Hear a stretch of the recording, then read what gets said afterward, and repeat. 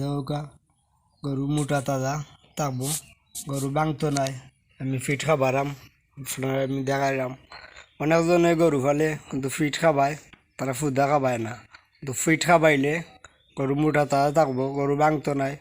আমরা গরু লাইলে মাশাল্লাহ মোটা তাজা আছে, ই দেখালো পুরা বেচার যুগে দিব। আমরা ফুদা ফিট খাবারাম, হয়তো বললের মাঝে ফিট আছে।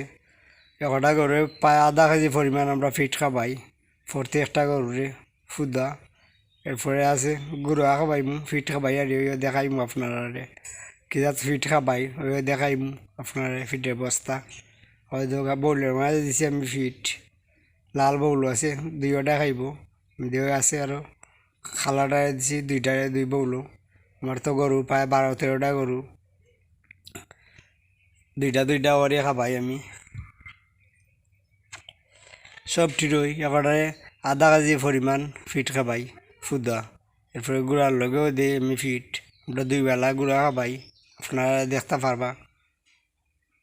হয়তো সবগুলা করে আমি ফিট খাবারাম। তো আশা করি আপনারা যারা দেখরা ভিডিওটা ফুল ভিডিওটা দেখবা, আর ভিডিওটা কেমন হইলো আপনারা কমেন্টে জানাইবা। যারাও 1-2টা গরু আছে তার জন্য ভিডিওটা, যারাই গরু ফালটা ফিট ফুদা খাওয়াইবার চেষ্টা করবা। ফুদা খাওয়াইলে গরু বাংতো না, আশা করি 30 থেকে 35 দিনে গরু মোটা তাজা হইব ফুদা খাবাইলে। গরু যে লেখান আছে এর তাজা হইব আর বাংতো নাই। হয়তো আমি ফুদা খাবারাম, আপনারা দেখাইলাম। আর কোনো ফিটটা খাবাই আমি আপনারা দেখাইম, এখন ওই বস্তা আইছে ওই ফিটটা আমি খাবাই। হয়তো এরপরে ফিট ফুদা খাবাইয়া দি মানে গুঁড়া খাবাইম, গুঁড়ার মাঝেও ফিট আছে। হয়তো গুঁড়া আমি পাই একটা 1 বালতি গুঁড়া খাবাই।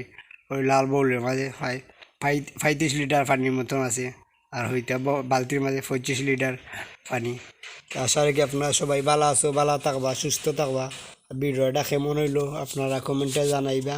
ওকে, আল্লাহ হাফিজ।